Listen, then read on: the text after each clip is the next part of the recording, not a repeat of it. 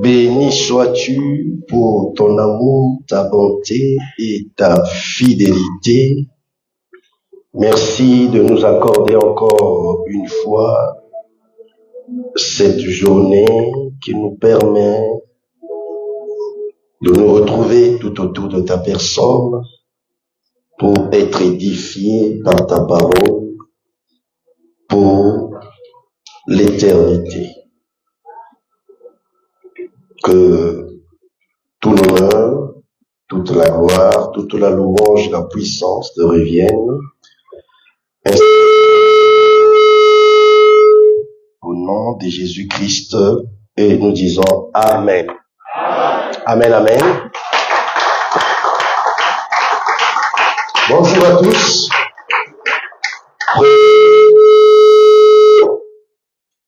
Prenons les Écritures. Lisons la parole du Seigneur dans le livre de 2 Rois 2, 22. Et les eaux furent assainies jusqu'à ce jour, selon la parole qu'Élisée avait prononcée. Amen. Nous pouvons nous mettre.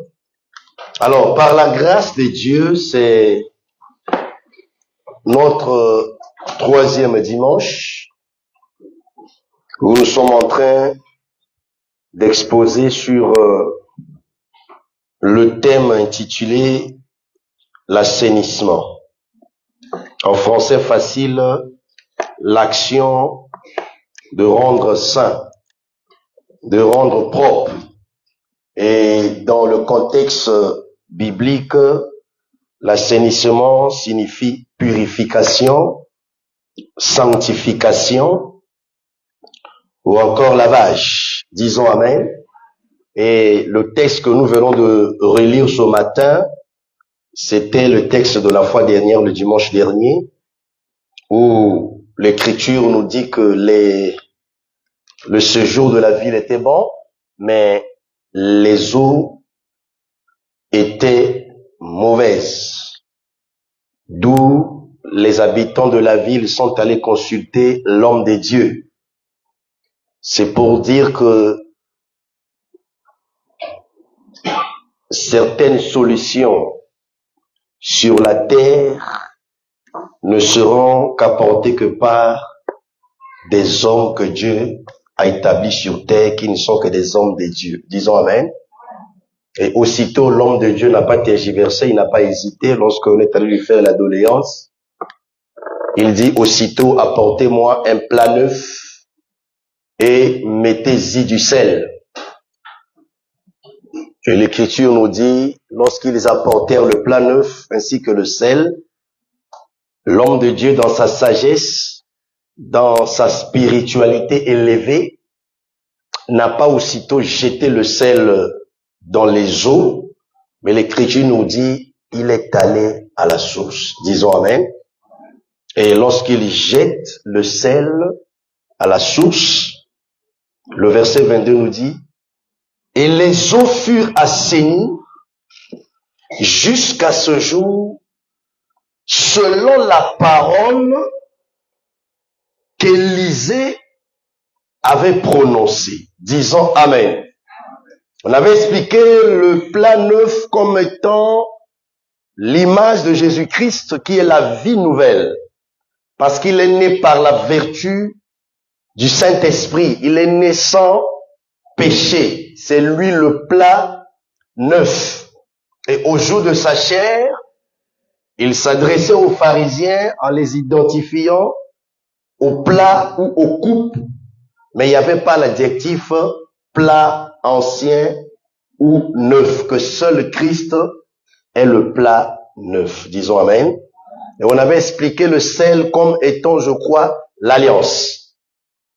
Que seule l'alliance de Christ a le pouvoir de nous purifier. Disons Amen. Et l'Écriture dit que la lettre tue, mais l'Esprit vivifie. D'où le verset 22 nous dit clairement que les eaux furent assainies grâce à la parole que le prophète avait prononcée. Donc, malgré la présence du plat neuf, malgré la présence du sel, si l'homme de Dieu n'avait pas prononcé la parole, les eaux n'allaient pas être assainies. Amen. Pour dire qu'aujourd'hui, ce qui assainit notre vie, purifie notre vie, sanctifie notre vie, ce ne sont pas des objets, mais c'est la parole. Alléluia. Quand tu es enseigné comme ça, tu arrives quelque part, on veut te tromper, tu n'accepteras pas la tromperie. Disons Amen. Disons encore Amen. Donc l'assainissement, comprenez dans le contexte biblique, cela parle de la sanctification, de la pureté. Lisons Papa Bertin, Apocalypse, le chapitre 7, le verset 9. Nous allons évoluer dans la pensée de ce matin. Apocalypse 7, 9. Oui. Après cela, Oui. je regardais et voici, il y avait une grande foule que personne ne pouvait compter, de toutes les nations, de toutes tribus, de tout peuple et de toute langue. Ils se tenaient devant le trône et devant l'agneau, revêtus de robes blanches et des palmiers dans leurs mains. Merci. Disons Amen. Alléluia. Après cela, c'est qu'il y a d'abord eu un événement, une vision en amont. Et la fois dernière, lorsque nous avions évolué sur la purification, on avait lu, je crois, Exode, le chapitre 19, le verset 10 à 11, où Dieu avait demandé 3 conditions. La première, il demande à Moïse de sanctifier le peuple le premier jour. Et à l'époque, ça se faisait par l'aspersion du sang des animaux. Et aujourd'hui, l'aspersion se fait par la parole. Disons Amen. Et le deuxième jour, je crois, c'était le tour du peuple de laver ses propres vêtements. Alléluia. Et le troisième jour, c'était la part de Dieu. Il devait descendre pour rencontrer le peuple. C'est là où j'avais dit que l'homme de Dieu a sa part dans l'église, dans la vie chrétienne, et les chrétiens aussi ont leur part, Dieu aussi a sa part. Disons Amen. C'était pas à Moïse de laver les vêtements du peuple, parce que c'était pas les vêtements de Moïse, mais c'était les vêtements du peuple. On peut prier pour toi, mais on ne peut pas prier à ta place. Amen. Prier pour toi, c'est recommandé. L'intercession. Prier en faveur d'eux. Mais personne ne peut prier à ta place. Donc c'est pour dire que nous avons des responsabilités vis-à-vis de la parole de Dieu. On expliquait les vêtements comme étant des œuvres, soit sales, soit propres. Disons Amen. Et ici, les vêtements reviennent encore, et l'une des dernières paroles du modérateur, il a sorti ce mot vêtements. Alors, dans le contexte d'Apocalypse 7, c'est un contexte où l'Église est déjà enlevée dans la présence glorieuse de Christ. Et la période ici, c'est la période appelée la période de la grande tribulation. La tribulation ne va pas commencer après l'enlèvement de l'Église, mais la tribulation va changer d'ampleur, de niveau. Tribulation en un autre mot pour comprendre persécution. Disons Amen. Subir un mauvais traitement. Et à cette époque, la persécution va augmenter, d'où on appelait cela la grande tribulation. Alors pourquoi le verset 9 dit après? C'est parce qu'on parle d'abord du salut de 144 000 personnes. Et il y a une religion, vous connaissez, je tais le nom par respect, qui enseigne qu'il n'y a que 144 000 personnes qui seront sauvées. Or, quand vous lisez dans le contexte, ces 144 000 personnes ne concernent que la nation d'Israël. D'où, quand vous lisez, il y a un facteur de 12 fois 12. 12 tribus d'Israël. Ça fait 144 000. D'où l'Écriture dit, après cela. Disons Amen. Les 144 000 personnes qui seront sauvées, c'est le reste de la nation d'Israël qui sera sauvée pendant la période de la grande tribulation avant l'Armageddon. Disons Amen. Et après cela, c'est là où l'apôtre Paul, l'apôtre Jean va voir une grande foule de personnes revêtues de robes blanches. La précision. Le prophète, parce qu'il joue aussi le rôle du prophète, l'apôtre Jean, a vu une grande foule. Le nombre n'est pas connu. Il dit, revêtu de robes blanches devant le trône et devant l'agneau. Disons Amen. Donc, je vous invite à comprendre facilement que pour avoir accès devant le trône de Dieu, pour avoir accès à l'agneau de Dieu, pour avoir une place dans la présence de Dieu dans l'éternité, pour avoir une place dans le royaume des cieux, il faut être revêtu des robes. Des robes. Disons Amen. Le problème n'est pas de faire coudre des habits blancs portés à l'église tous les jours. Alléluia. Parce que cette robe-là, blanche dont on parle ici, n'est pas cousue par un homme mortel. Ce sont des robes qui sont cousues par le premier couturier. Est-ce que vous savez que Dieu est le premier, il est premier en tout? Amen. Alléluia. Adam pensait qu'il devait être le premier couturier. Mais il n'était pas le premier couturier, d'où il est allé chercher les feuilles. Et ce vêtement n'était pas durable. Mais c'est Dieu qui quitte l'éternité, il rentre dans le temps pour se révéler comme étant toujours le premier en tout. Il prend un animal, il va tuer l'animal, va tondre l'animal, donc enlever la peau et faire des habits. Alléluia. Pour vêtir Adam et Ève. Pour dire que le premier couturier, c'est Dieu lui-même. Disons Amen. Et lorsque nous enseignons la parole de Dieu, le Saint-Esprit joue ce rôle de couturier. Le Saint-Esprit nous habille. Disons Amen. D'où, quand vous lisez le contexte, au verset, allons-y papa, la suite des deux versets, je crois, 13 combien? 13-14.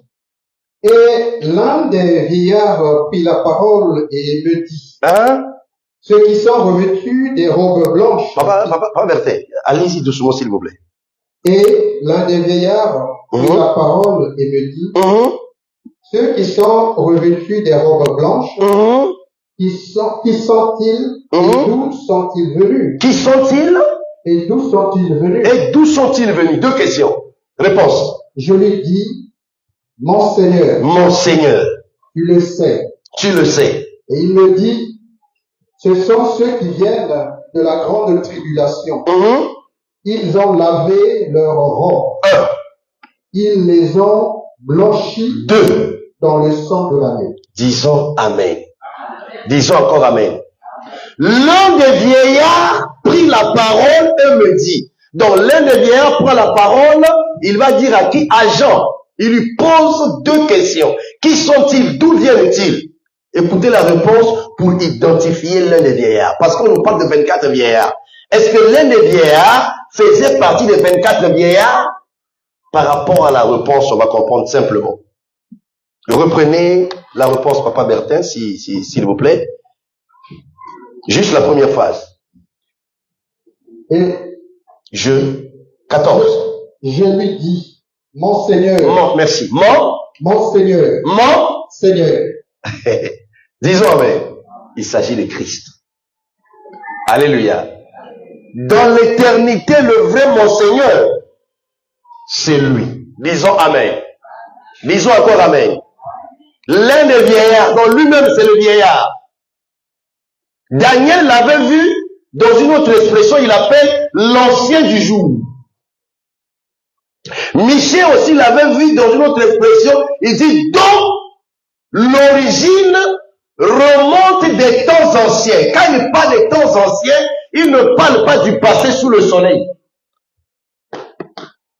Parce que l'origine, c'est pas sous le soleil. L'écriture est claire. Est-ce que nous sommes d'accord? Amen. Il dit bien l'origine remonte des temps anciens. En d'autres expressions, de l'éternité. Alléluia. Disons amen. Donc, pour avoir accès au trône ou bien devant l'agneau, on doit avoir une robe blanche, 2, lavée, en d'autres expressions, assainie, 3, purifiée, 4, elle doit être blanchie. Disons amen. Blanchie par quoi? Le sang de l'agneau. Ce qui est écrit. Ils ont lavé leurs robes et les ont blanchis dans le sang de l'agneau. Ils ont lavé leurs robes et les ont blanchis. Deux choses différentes. On peut laver la chose, mais la chose n'est pas blanchie. Disons amen. Ils ont lavé leurs robes et les ont blanchis par le sang de l'agneau. Pour avoir accès à la présence glorieuse de Dieu, il nous faut une robe. Disons amen.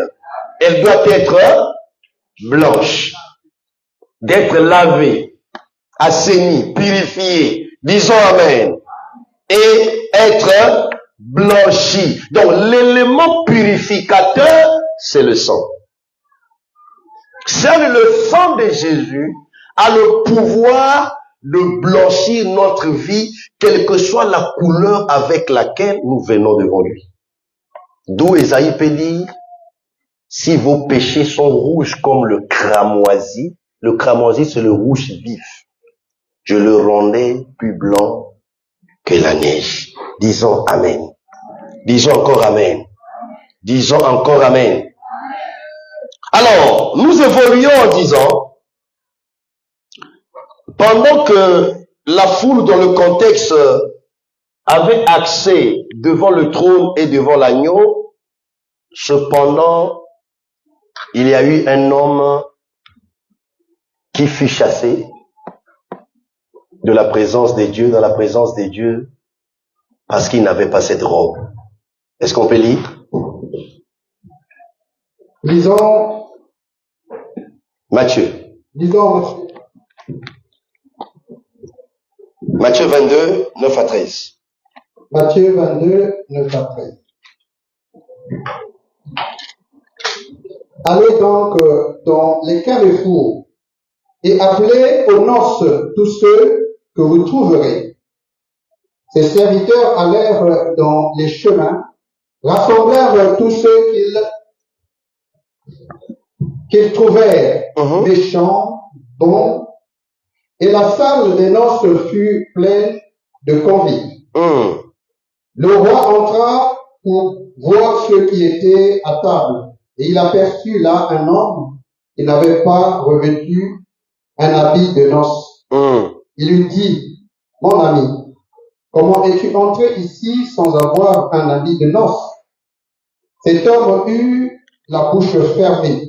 Alors le roi dit aux serviteurs, liez-le, les pieds et les mains, et jetez-le dans les ténèbres du dehors. Il y aura des pleurs et des grincements de dents, car il y a beaucoup d'appelés et peu de bons. Disons amen.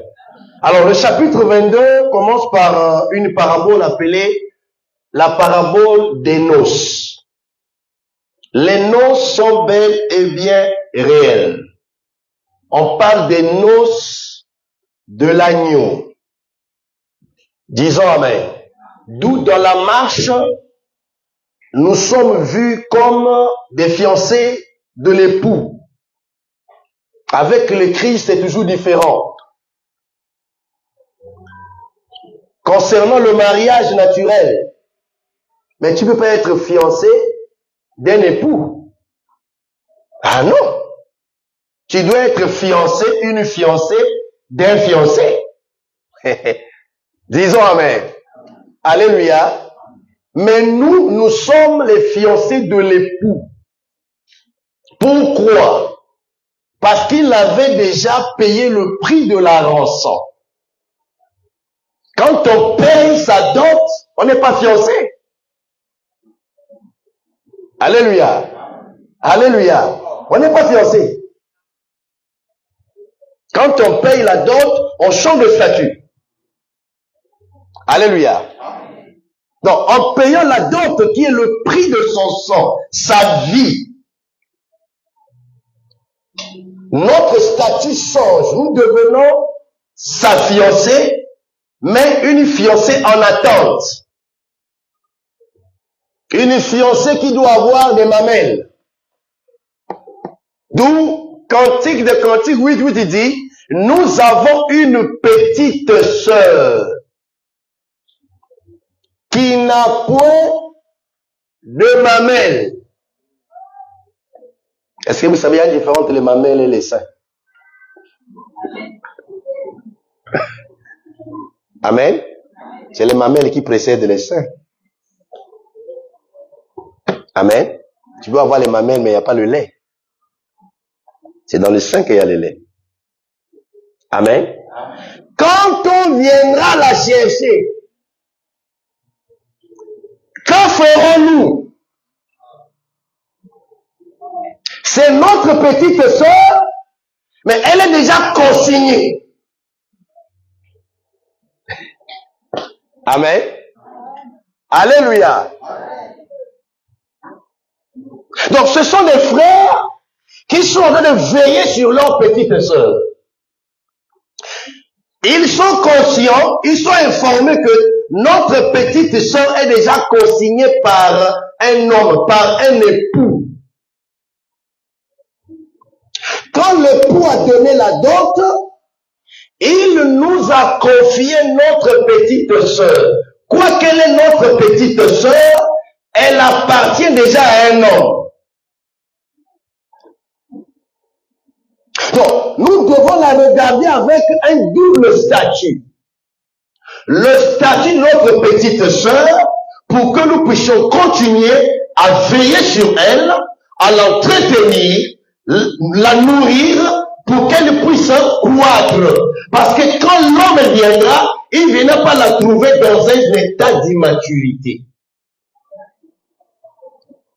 Et les frères qui sont autour de la petite sœur, ce sont les ministres de Dieu qui apportent l'enseignement, qui apportent la parole à l'église qui est la petite sœur, jusqu'au jour où l'époux viendra prendre pas la petite sœur, mais viendra prendre la fiancée et la mener dans l'éternité pour célébrer les noces.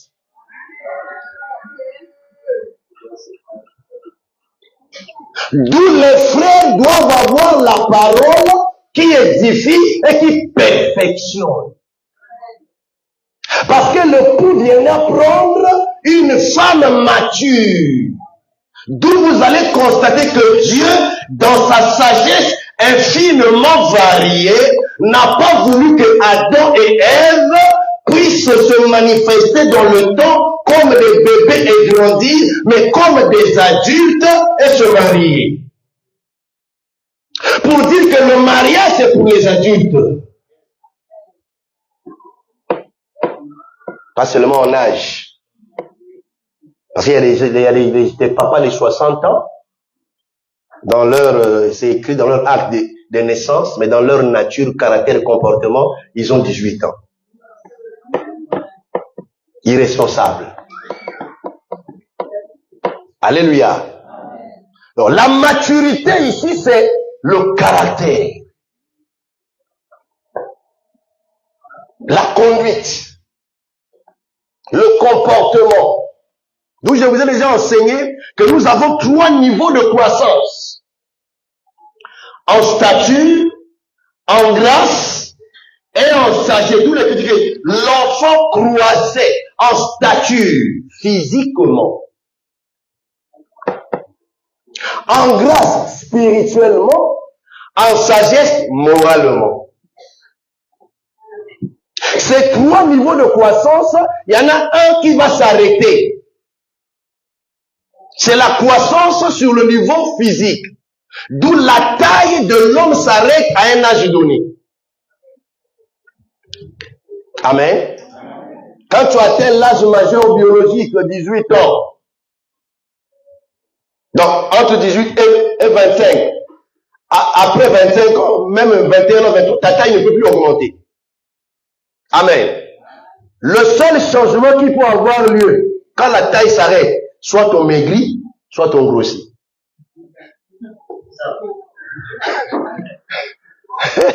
Amen. Mais tu ne peux plus pousser en hauteur à un âge donné. Ça, c'est l'arrêt de la stature. Mais cependant, les deux autres niveaux de croissance, c'est jusqu'à la mort. Spirituellement et moralement. Pourquoi spirituellement? Parce que nous sommes esprits dans un corps physique. Pourquoi moralement? Parce que nous avons une âme. Donc on dit que l'homme est créé à l'image de Dieu et selon sa ressemblance, selon son espèce. C'est-à-dire, l'homme est doté d'une capacité morale qui pour lui permet de distinguer le bien et le mal. D'où Dieu n'a jamais dit à un animal, je mets devant toi la vie et la mort, le bien et le mal. Et il a dit à l'homme. Amen. Ça va? Amen. Disons Amen. Donc les noces sont réelles. Mais ne peuvent qu'avoir part aux noces ceux qui sont revêtus des robes blanches, lavées, blanchies par le sang de l'agneau.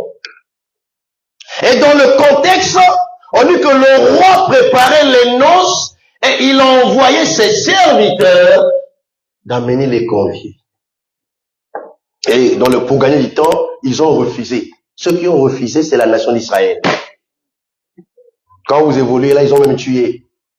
Alors le roi est obligé de dire, allez dans les carrefours. Au départ, c'était pas ceux qui étaient dans le carrefour qui étaient conviés. Amen. Donc, nous n'étions pas conviés au départ. On était sans alliance, sans promesse. On n'avait pas droit de citer en Israël. C'était les Juifs que Dieu avait élus selon sa souveraineté. Dieu avait invité. Mais ils ont rejeté l'invitation. Et Jésus vient confirmer leur rejet le jour où il faisait son entrée à Jérusalem. Il dit, oh, Jérusalem, Jérusalem, si tu connaissais le jour de ta visitation. Si tu connaissais comment j'ai voulu te rassembler tout autour de moi comme une poule qui rassemble ses poussins. Là, Dieu se révèle au féminin. Parce que Dieu ne peut pas créer une femme s'il n'y a pas la féminité en lui. Pourquoi? Tout subsiste. Il est la source de toute existence. Je ne sais pas qui m'a posé la question. Avant Dieu, il y avait qui? Amen. Il n'y a pas avant Dieu. Amen. Amen. Si je peux te dire, avant Dieu, il y a qui? Avant Dieu, il y a Dieu. Avec Dieu, il y a Dieu. Après Dieu, il y a Dieu. Au commencement, il était la parole. La parole était avec Dieu. La parole était Dieu. Disons Amen. Amen. Disons Amen. Il a commencé comment? Il n'a pas de commencement. Ça, avec notre intelligence minime, là, on ne peut pas comprendre ça. Alléluia. On ne peut pas comprendre la parole avec notre intelligence. La théologie ne nous amène pas à la compréhension de la Bible. On peut aussi suivre Jésus sans le comprendre. Qu'est-ce que les gens disent de moi? Tu es l'un des prophètes. Tu es Jérémie. Maintenant vous, qui dites-vous que je suis? Ils étaient 12. Amen. On dit Pierre, prends là. Tu es le fils du Dieu vivant. Pour que Pierre ne puisse pas s'écarter pour dire que je suis le plus intelligent, je suis le sachant, je suis le savant, je suis le plus grand. Dieu le reprend aussitôt. Pierre, ce ne sont pas le sang et la chair qui t'ont révélé ces choses, mais c'est mon Père qui est dans le ciel qui t'a révélé ces choses. Parce qu'avoir la révélation de la divinité de Christ, bien aimé, c'est le Père qui révèle ça. Amen. Parce que le Père est la source.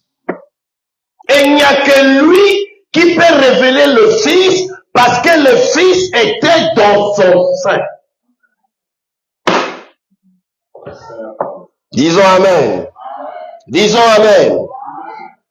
Donc les premiers qui étaient invités ont rejeté l'invitation. Donc à ça, quand on écoute la parole, c'est une invitation divine. Alléluia. C'est dans ce contexte qu'au verset 9, il va dire, allez dans les carrefours, appelez au nom tout ce que vous trouverez. Ni babiso baoyo. Tolo bamen. On donne leur identité. Ils allaient, ils rassemblaient ceux qu'ils trouvaient. Les méchants. Les bons. Nous étions les méchants. Il y avait aussi les bons. Alléluia. Mais la bonté d'un homme ne lui donne pas le salut.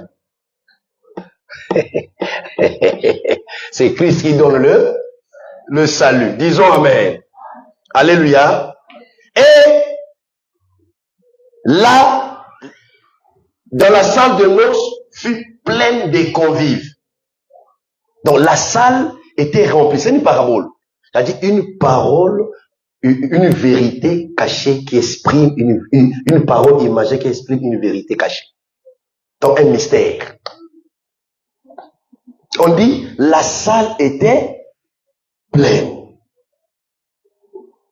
Maintenant le roi vient faire son entrée dans la salle parce que c'est lui qui a organisé les noces. Donc le roi ici c'est l'image de Dieu. Quand il rentre, il fait une seule remarque facilement en un temps record. Comment ce roi arrive à identifier un homme facilement en un temps record dans une salle pleine? Oui, facilement, Dieu omniscient. Laissez d'abord Dieu omniscient. Restons d'abord dans l'événement. Amen. Amen. Alléluia. C'est comme si on te pose la question, tu veux te marier, qu'est-ce que le mariage? Le mariage est une institution divine, ça c'est la définition. Pour toi, qu'est-ce que le mariage? Quelqu'un dira, c'est faire les enfants.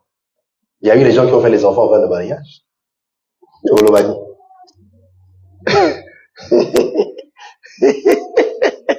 Disons Amen. Alléluia. Lorsqu'on est allé trouver les bons, les méchants, ils avaient leurs propres vêtements.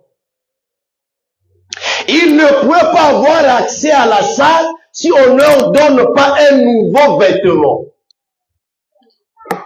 Donc le problème, ce n'est pas seulement d'être bon et de célébrer sa bonté, de témoigner sa bonté. Tu es bon. Est-ce que tu as la robe blanche? Disons Amen. Donc il a identifié cet homme facilement parce que cet homme était différent de tout ce qui était présent dans la salle. La différence, c'était la nature, la qualité, la couleur de son vêtement. Alléluia. Alléluia. Il dit, mais mon ami, comment es-tu rentré ici? Parce que je n'ai pas seulement invité des gens, mais j'ai aussi donné des consignes. Alléluia. D'où, quand il y a invitation concernant les comment vous appelez ça, les dîners, il y a des consignes. C'est pas ça? Hein? Il y a des consignes. La structure est là, les dispositions sont là, et les cartes sont limitées par rapport aux dispositions de réception. Donc les consignes sont données. Et on doit aussi avoir des consignes dans l'église. Je me rappelle avec les consignes, vous leur dites là, ça nous avait épargné du vol des chaises. Alléluia. Vous ne pouvez pas être une entreprise, une famille sans avoir des consignes. En tant que les parents, on doit laisser des consignes à nos enfants. Je sors, si quelqu'un vient, je laisse des consignes. Tu sais quand est-ce que tu dois ouvrir la porte ou le portail. C'est pas ça? Disons amen. Et le roi avait laissé des consignes. Mais on ne sait pas comment cet homme a fait pour s'infiltrer, se retrouver parmi les convives.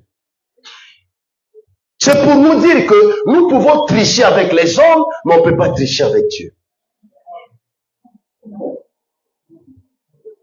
Alléluia.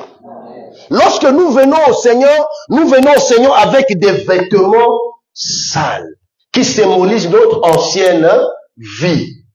D'où quand Dieu nous nettoie, il a prévu un vêtement de rechange.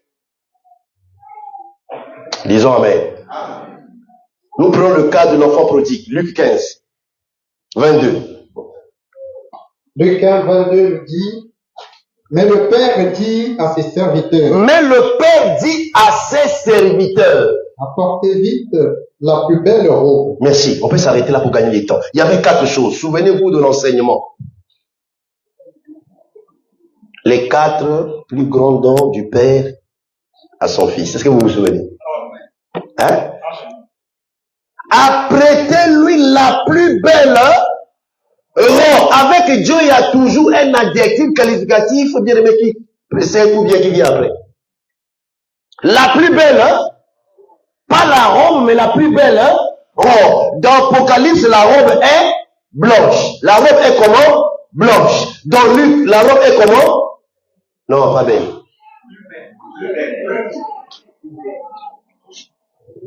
Belle robe et plus belle, c'est pas la même chose. Disons amen. Disons amen. Je descends sur terre. Si tu comprends seulement ça, même tu ne seras pas complexé par des habits, des vêtements que les uns et les autres portent. Parce que souvent, il y a des moments où on arrive à une manifestation, tu vas dans la joie et puis tu repars, tu es triste. C'est là où Proverbe dit, au milieu même du rire, le cœur peut s'attrister. Il y a des églises aujourd'hui, quand tu vas une fois, tu fuis. Tu ne fuis pas parce que c'est la parole qui t'a fait fuir. Tu vois que tu as vu comment les gens sont habillés, ils sont hautains. Amen. Et vous voyez même qu'il y a même des expressions dans le temple VIP, place VIP. Waouh! Waouh! C'est vrai, il y a longtemps tel que je suis assis là, c'est vrai. Mais pourquoi mettre VIP?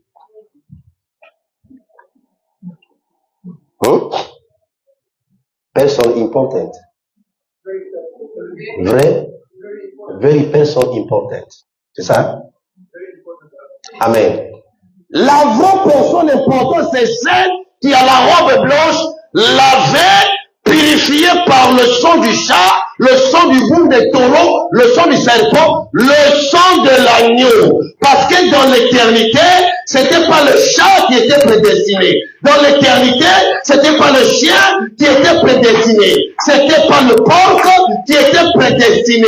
C'était pas le taureau, le bélier qui était prédestiné, mais c'était l'agneau sans tache, ni sans défaut, manifesté dans notre temps pour que nous puissions être nettoyés, assainis, purifiés, lavés, être revêtus par la plus belle robe. Pourquoi le Père a dit à ses serviteurs, apprêtez-lui la plus belle robe? Parce que lorsqu'il était parti manger avec les pourceaux. Il avait sali son vêtement avec les pourceaux. Les pourceaux font partie des animaux les plus sales. D'où les anciens ont dit, Mokolo kosobola ngulu, dès que kosobola eliaye. Choko sokoli otiki na koti na chambre na zo poudre. Tango bima. Ngulu za wapi? Azana poto. Il se sent à l'aise dans la saleté. Il y a des gens qui se sentent à l'aise dans la saleté. Tu sais pourquoi il y a des moments où tu finis l'argent pour acheter les médicaments de tout, ta tout ne finit pas. C'est la qualité du drap. C'est la qualité de la chambre. Amen. Va seulement nettoyer la chambre, ton kosu aussi là. Tu vois bien là-bas, démon, esprit à tout. Esprit à tout. C'est pas un esprit de tout. Soit c'est le basculement de la saison, soit c'est la saleté. Tu n'as pas constaté que quand tu sors de ta chambre là, tu ne tousses pas toute la journée. Dès que tu viens pour toi, tu commences à tousser. C'est pas un démon. Chocolat kakadra. Amen. Assaini. Mais si nous les enfants de Dieu, on n'est pas propre, tout aux Amen. Un esprit saint. L'esprit est saint. On doit être propre. On ne doit pas venir déranger les gens ici. Disons Amen. Soyons propres, brossez les dents correctement. Ne venez pas prier avec la mauvaise haleine. Quand on jeûne, estomac et ça le refoulement. Amen. Amen. Il y a des bains de bouche qui coûtent même 350. Je dis bien 350. Bain de bouche 300. Tu n'es rien à régal. 350. Même toi, tu peux faire un bain de bouche à la maison. Tu dis que tu as un moto, ça bain de bouche. Petit citron. C'était le charbon. Alléluia. Le problème, c'est toi-même, c'est toi-même. D'où chacun doit laver son vêtement. Donc, quand Dieu nous lave, maintenant, dans la continuité, nous devons laver nos vêtements. Écoutez, tu peux prendre le parfum, tu ne fais que pulvériser pour étouffer l'odeur. Ça va devenir nauséabonde. Qu'est-ce que vous faites, non? Vous êtes là, fou. Mais on a déjà transpiré. Dans la sueur, il y a l'odeur. Donc, toi, avant de porter les vêtements, prends ça. Sens. Notre corps dégage parce que nous avons été façonnés par la poussière de la terre. Donc, il y a l'odeur de la terre qui se dégage quand on transpire. Alléluia. Alléluia. Et étant des serviteurs et des servantes, faut pas seulement prier beaucoup en langue, mais tu dégages une mauvaise odeur. Ta langue là, ça n'a pas de sens. La reine des sabbats n'a pas seulement entendu la sagesse, elle a vu les serviteurs et les demeures des serviteurs de Salomon. Amen. Donc, par ta propriété, tu peux amener quelqu'un à Christ. Amen. Disons Amen. Pourquoi aujourd'hui, parfois, on n'arrive pas à en finir avec les cafards, malgré les médicaments? C'est la saleté dans la cuisine.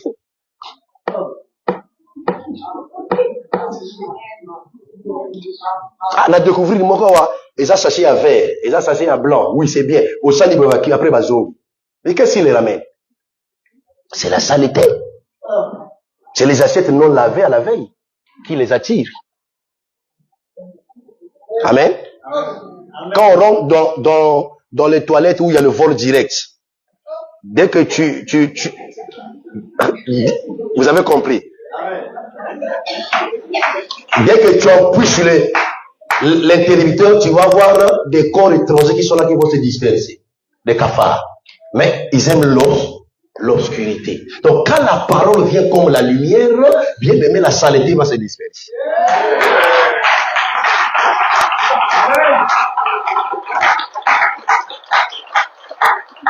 Et quand quelqu'un est propre, on dit il est hautain. Il est orgueilleux. C'est ça l'Africain. Tu viens chez le pasteur, tu vois l'eau sale. C'est ce que vous faites. Alors qu'on vous enseigne. Disons Amen. Disons Amen. Donc l'enfant avait un vêtement sale avec l'épouse. Donc il est revenu avec ses vêtements sales. Je vais dire à quelqu'un ce matin, même si tu as sali ton vêtement, regagne la maison du Père. Parce que dans la maison du Père, il n'y a pas la robe, mais il y a la plus belle robe. Ne prends pas ton héritage avant le temps et parti. Il croyait que ce qu'il avait pris était tout.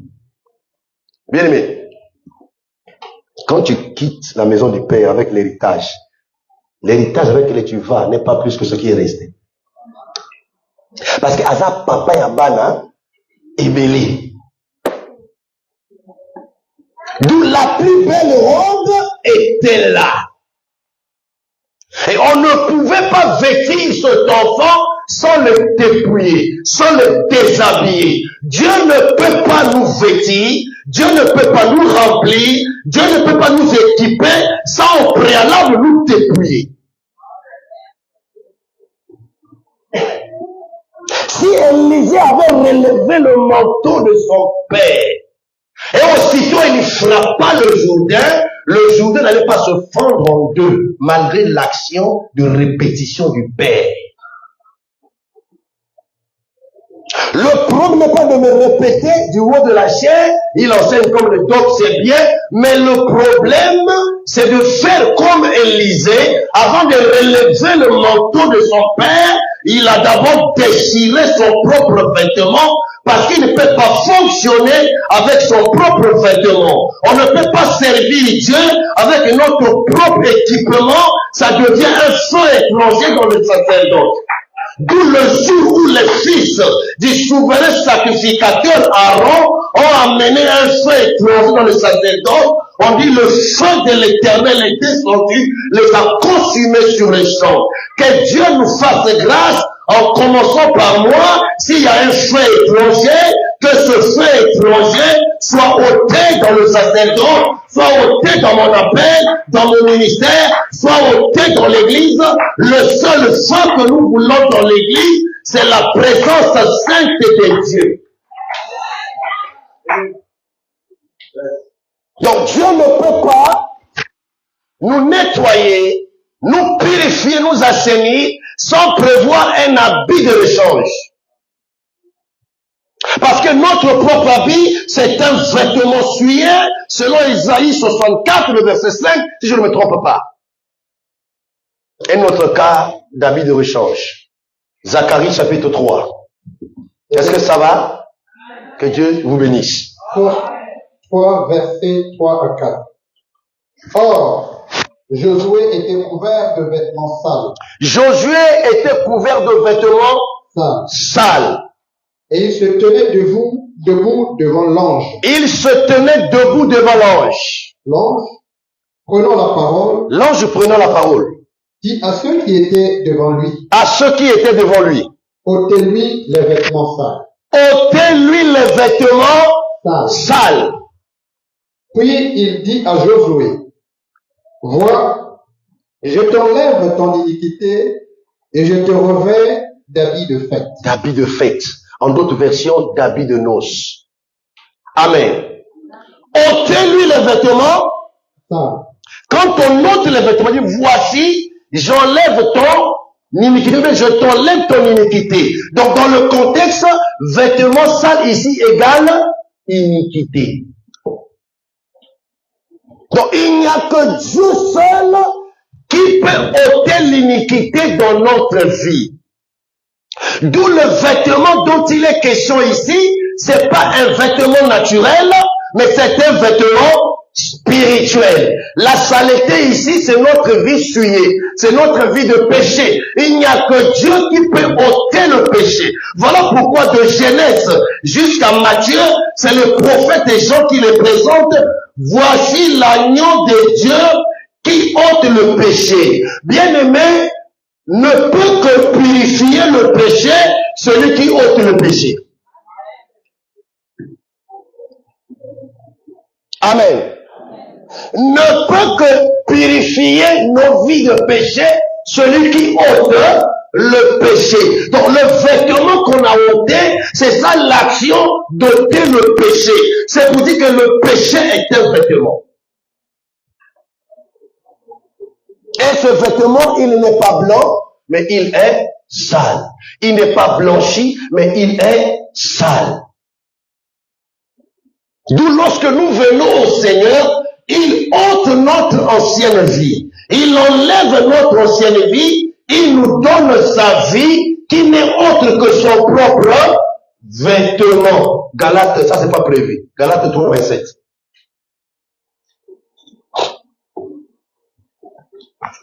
Ça se passe comment? 27. Qu'est-ce qu'il dit là-bas?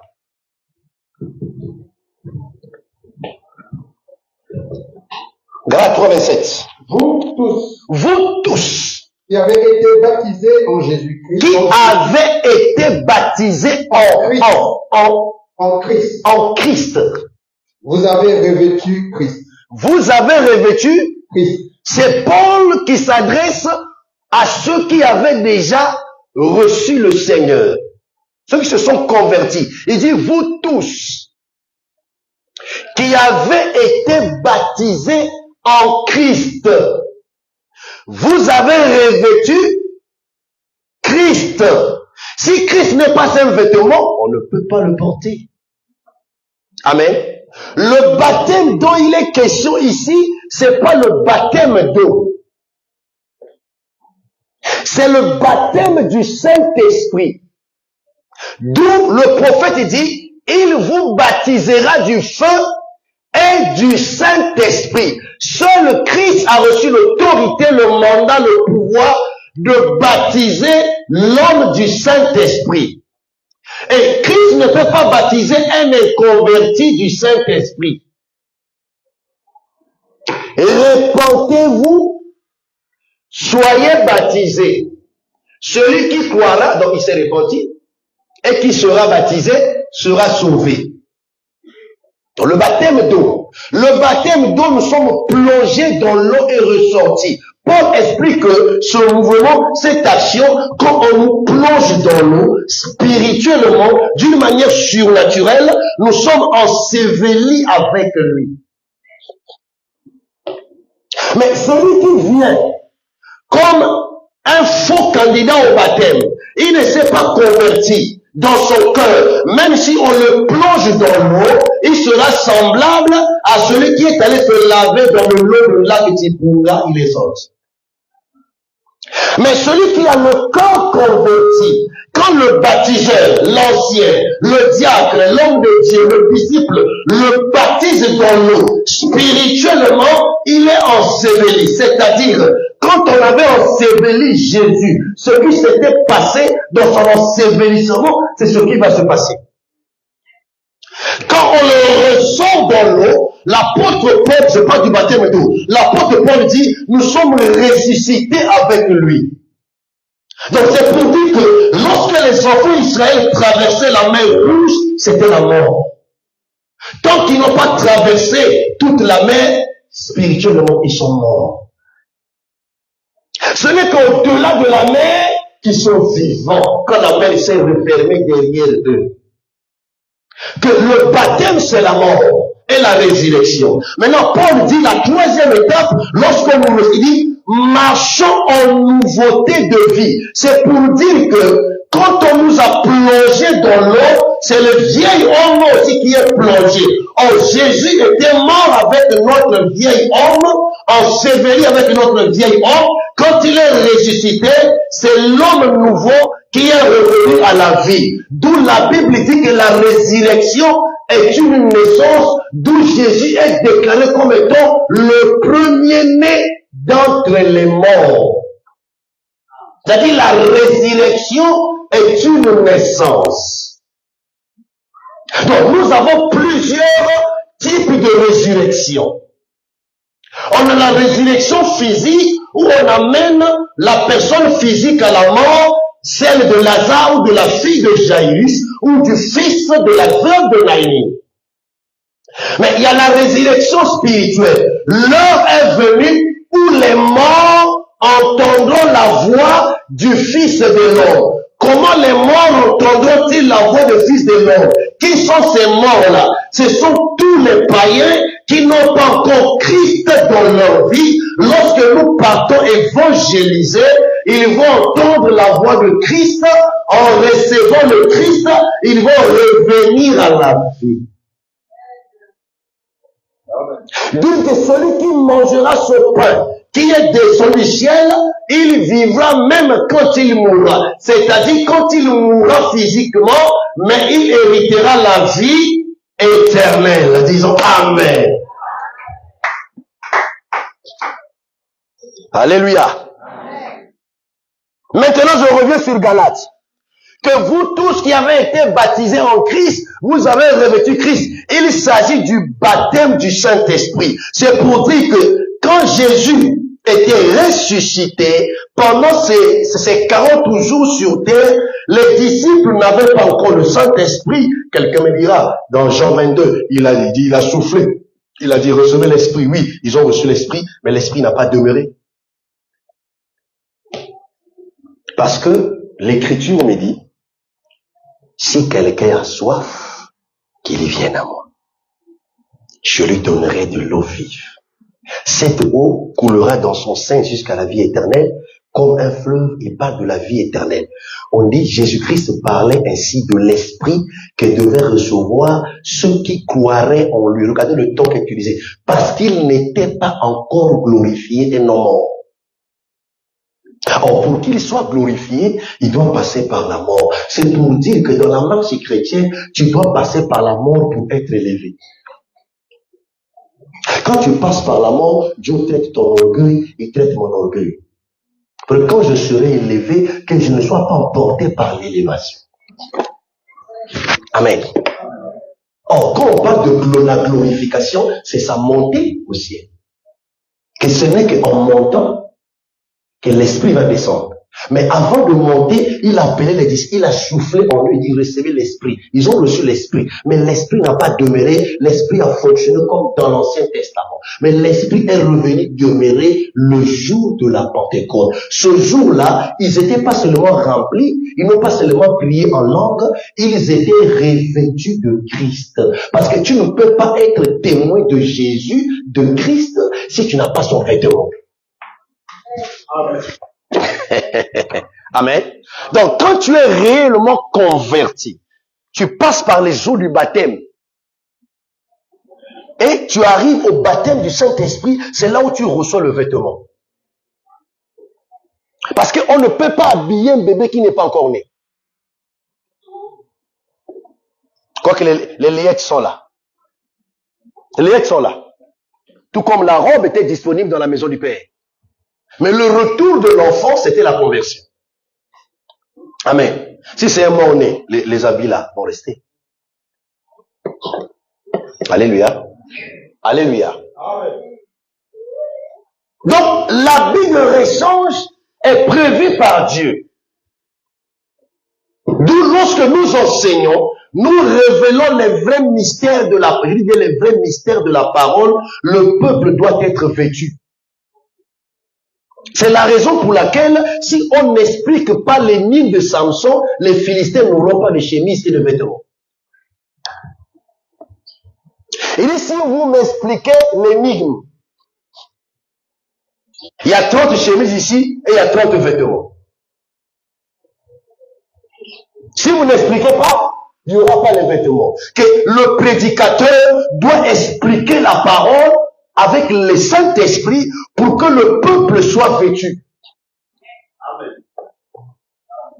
Le roi dit, si on ne me raconte pas les songes, on ne m'explique pas, il y a l'épée de la mort que vous allez mourir. Pour dire que les prédicateurs que nous sommes, si nous n'expliquons pas l'évangile du salut, les gens vont mourir dans leur péché. D'où ne poussez pas les hommes de Dieu que nous sommes à vous prêcher des paroles qui vous plaisent. Amen.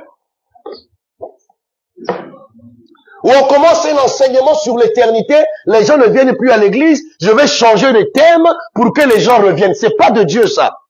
Là, ça montre aussi que je ne suis pas là pour la cause du royaume, je suis là pour mon ventre. Parce que l'apôtre Paul parle des ministres du ventre.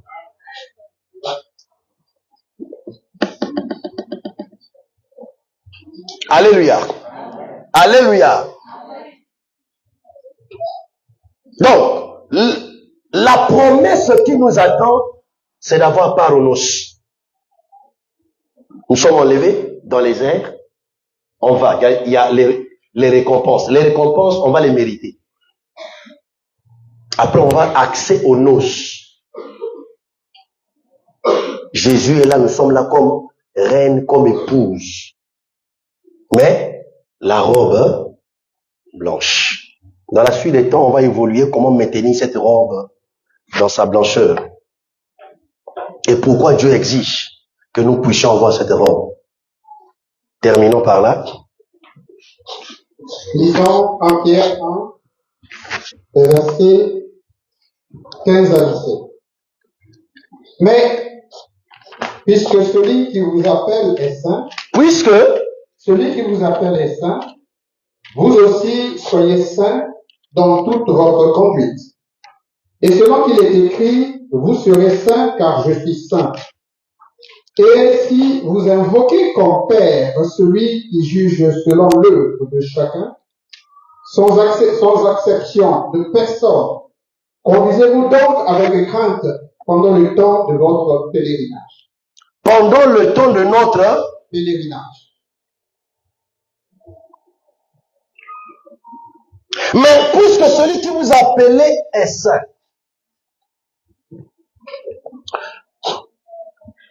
je ne crois pas et je ne pense pas que Dieu peut appeler quelqu'un à le servir sans lui révéler sa nature. Je ne crois pas. Pourquoi? Parce que on ne peut pas aller servir Dieu avec notre propre nature. Pourquoi? Ceux-là que nous servons, nous avons la même nature. Aujourd'hui, les gens veulent seulement servir Dieu avec le bâton miracle. Moïse, je transforme ton bâton en miracle. Mais tu ne peux pas seulement aller avec le bâton miracle, c'est pas suffisant. Regarde l'état de ton cœur. Il y prend ta main, met sur le cœur. Paf, sa main se transforme en lèpre. Il y remet. Elle est devenue saine. C'est ça l'assainissement de son cœur. Amen. Amen. Il reçoit la vision du buisson ardent. Il se détournait pour aller voir. Il entend la voix. Ôte tes sandales, car le lieu sur lequel tu es un lieu saint. Ça ne veut pas dire qu'on doit faire d'un lieu un lieu saint. Le seul lieu saint que Dieu lui-même, dans sa souveraineté, bien a décrété sur la terre, c'est Jérusalem. La terre sainte. Pourquoi? Sur toute la terre, c'était la première pierre qui était son marchepied. Et Jésus a marché sur la terre de Jérusalem. Amen. Que ce lieu-là doit devenir un lieu idolâtre, non. C'est sa présence qui a impacté le lieu. Or, vous allez connaître cette terre-là que Dieu déclare sainte. Cette terre-là est démonique à cause d'Adam. Tu me suis, vaillant? Je te vois un peu fatigué là. Mais quand Dieu descend, sa présence a sanctifié la terre. La terre c'est toi, la terre c'est moi. Nous étions souillés, mais quand Dieu descend, quand le ciel descend sur la terre, la nature du ciel, c'est la sainteté. Voilà pourquoi le ciel est beau en bleu.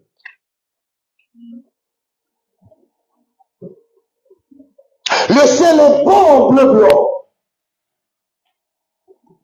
Il est beau, on dit bleu ciel. C'est la nature divine. Puisque celui qui vous appelait est saint, il n'a pas la sainteté, mais il est saint. Sa nature, c'est la sainteté. D'où il donne l'ordre. Disons Amen. Disons Amen. Que nous puissions être saints. C'est un ordre. Soyez. C'est pas un ordre. Hein? C'est pas un impératif. C'est un ordre. D'où, en nous aidant, il a prévu la vie de rechange. Que lui-même, il a déjà blanchi par son sang. Il nous le donne. Il ne peut pas nous dire, soyez saints sans son habit. C'est impossible. Le fait de nous appeler, cette invitation-là, il y a un processus de nettoyage, de lavage, de sanctification. Parce que l'œuvre du salut, bien aimé, le secret, c'est là. Voici l'agneau, mais il doit être lavé. D'où Jésus est baptisé dans l'eau. C'était un lavage. Pour présenter un sacrifice sans tache, sans défaut. Parce que ce sacrifice-là est venu enlever les défauts et les taches. Et il n'y a que Dieu qui peut enlever les défauts en nous. D'où dans le foyer, un défaut peut prendre du temps. De l'un des conjoints. Souvent, on est découragé, on se querelle, on se plaint, mais quand vous lisez la Bible, nous avons un devoir dans ce contexte-là. De prier. Souvent, on attend que l'autre change. Non. Chacun doit conjuguer des efforts pour expérimenter le changement. Alléluia. Quand on dit il y a plus de bonheur à donner qu'à recevoir, mais quand vous faites les statistiques, il y a plus de receveurs que de donneurs. Maintenant, qui est appelé à donner? Qui est appelé à recevoir? Nous sommes tous appelés à donner. Nous sommes tous appelés à recevoir. Et n'oublions pas, on ne peut jamais donner si on n'a pas reçu. Parce que c'est lui qui fournit la sémence au semeur. Et quand tu as la sémence, tu n'as jamais sémé, tu n'es pas semeur. Tu n'es pas semeur. Alléluia. Alléluia. Tu es menteur. Nous on dit, qu'as-tu que tu n'aies reçu? Et si tu l'as reçu, pourquoi te glorifies-tu? Est-ce que ce matin, nous pouvons encore nous baigner dans l'océan de l'agneau pour que nos robes soient encore plus blancs? Et si tu manques de robe, la vie nouvelle de Christ, ce matin, tu n'as jamais donné ta vie à Jésus, pendant que nous allons prier quelques minutes, tu viens devant, il y a un habit de rechange ce matin pour toi. Et cet habit-là nous donnera accès aux noces de l'agneau. Une femme peut manquer le mariage sur la terre, un homme peut manquer de se marier sur terre, mais là-bas ne manque pas. Disons Amen. Fermons les yeux. Ceux qui nous suivent, que Dieu nous bénisse. À la prochaine.